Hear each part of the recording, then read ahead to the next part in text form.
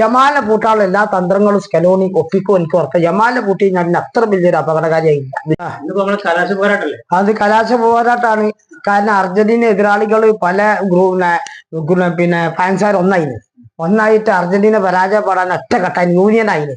ഓലിപ്പോ അവസാനം ഇംഗ്ലണ്ടിന്റെ ആരും സ്പെയിന്റെ കൂടെ കൂടിയിരുന്നു. അപ്പൊ അർജന്റീന മാത്രമേ ഉള്ളൂ. അപ്പൊ തള്ളിടാഞ്ഞ പ്രശ്നമാണല്ലോ, ഫൈനലിലെത്തിനല്ലോ. അപ്പൊ അർജന്റീന എതിരാളി സ്പെയിനാണ്. സ്പെയിൻ മോശക്കാരല്ല, ഇപ്പൊ എല്ലാവർക്കും അറിയാം. യൂറോപ്പിലെ ശക്തമായ ടീമാണ് സ്പെയിൻ. 2010 ചാമ്പ്യന്മാരാണ് സ്പെയിൻ. ഒരു കിരീടം അവർ നേടിയത്.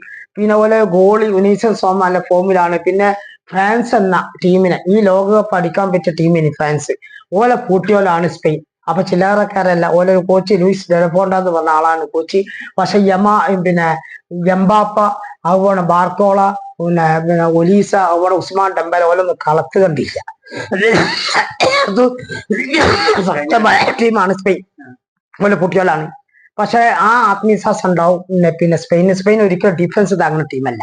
സ്പെയിൻ തുടർച്ചയായിട്ട് ഡിക്കിട്ടാക്കാൻ ഭയങ്കര കുറെ പാസിന്റെ ആൾക്കാരാണ്. സ്പീഡ് ഗെയിമുക. അപ്പം അർജന്റീന എങ്ങനെ പ്രതിരോധിക്കും എന്ന് കണ്ട. പക്ഷെ അർജന്റീന ബ്രിട്ടനെ ഇംഗ്ലണ്ടിൽ പരാജയപ്പെടുത്തിയ ആത്മവിശ്വാസം ഉണ്ട് ഇംഗ്ലണ്ടിന്. അല്ല അർജന്റീനക്ക്. ഇംഗ്ലണ്ട് നല്ല ഫോമിൽ ആരെങ്കിലും ബെല്ലിങ്ങാമൊക്കെ കളത്ത് കണ്ടില്ല നമ്മൾ. അത്ര ഫോമിലാണ് ഇംഗ്ലണ്ട് ഉണ്ടായി. അപ്പൊ ആ ഇംഗ്ലണ്ടിന്റെ പോട്ടിയ ആത്മവിശ്വാസം ഇതുവരെ കാണാത്ത അർജന്റീനയാണ് ഇംഗ്ലണ്ടിനെതിരെ അർജന്റീന കിട്ടുക. കാരണം കഴിഞ്ഞ കളിക്ക് ഈജിപ്തിലൊക്കെ വളരെ വീക്ക് ചെയ്യുന്നു.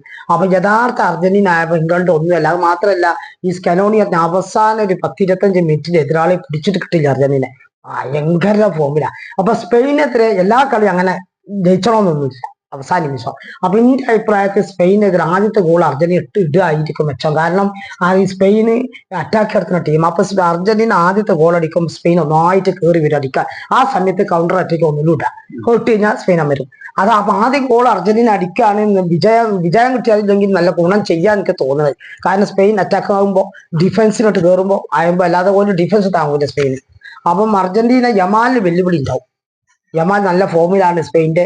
അപ്പൊ യമാലിനെ കൂട്ടാൻ പിന്നെ വേറെ പ്രശ്നം, യമാലിനെ കുളിപ്പിച്ച ഒരാളുമാണ് മെസ്സി. അച്ഛനാണെന്ന് പറയാം. അപ്പൊ കളിയിൽ ഇല്ലെങ്കിലും ബഹുമാനം ഉണ്ടാവും. കളിയിലൊന്നും ഉണ്ടാവില്ല. അപ്പൊ അതുകൊണ്ട് യമാലിന്റെ ഒരു അച്ഛനാണ് മെസ്സി. അപ്പം യമാലിനെ പൂട്ടാനുള്ള എല്ലാ തന്ത്രങ്ങളും സ്കലോണി ഒപ്പിക്കും എനിക്ക് ഉറക്കാം. യമാലിനെ പൂട്ടി ഞാൻ അത്ര വലിയൊരു അപകടകാരിയായില്ല. വില്യംസ് ഫോമിലല്ല. അപ്പം ഒരു ടിക്കറ്റാക്ക ഒരു പിടിക്കും സ്പെയിനിൽ. അല്ല അർജന്റീന ഡിഫൻസ് കുറച്ച് പരായ്മയുണ്ടെങ്കിൽ ഇന്നത്തെ കളിയിൽ സൂപ്പറാണ്. പിന്നെ ഒരു ഗോൾ, പിന്നെ ഈ അർജന്റീന ഈ ഫോർവേഡ് ലൗതാറോ മാർട്ടിനസ് ഒക്കെ നല്ല ഫോമിലാണ്. നിക്കോളാസ് ഗോൺസാലസ് ഉണ്ട്. പിന്നെ അർജന്റീനക്ക് എന്ന് പറഞ്ഞാൽ നല്ല പോരാട്ടമുള്ള ചക്ക. ഈ മെസ്സിക്ക് ഒരു തുടർച്ചയായിട്ട് ഒരു കിരീടം നേടിക്കൊടുക്കാൻ അർജന്റീന 100% ശ്രമിക്കും. കാരണം ഖത്തർ ലോകകപ്പ് നേടി തുടർച്ചയായിട്ട് ഒരു കിരീടം നേടാൻ ജീവൻ തന്നെ മരിക്കും അർജന്റീന കളിക്കാരെന്ന് എനിക്ക് ഉറപ്പ്. അതുകൊണ്ട് യൂറോപ്യൻ രാജ്യമായ സ്പെയിൻ മോശക്കാരല്ല, ഒരിക്കലും പറഞ്ഞില്ല. അട്ടിമറിച്ചാൽ അത്ഭുതപ്പെടേണ്ടില്ല. നല്ല ടീമാണ് സ്പെയിൻ, എല്ലാവർക്കും അറിയാം. എന്നാലും അർജന്റീന എല്ലാവർക്കും അറിയാം. അർജന്റീന കടുത്ത പോരാട്ടത്തിൽ എക്സ്ട്രാ ടൈം എഴുതി തള്ളണ്ട ടൈം ബേക്കറും. എന്നാലും അർജന്റീന നേടും എന്നാണ് എന്റെ വിശ്വാസം. നേടുന്നാണ് കുറച്ച് കടുപ്പൊക്കെ ഉണ്ടാവും. നേടുന്നാണ് പ്രയാസം.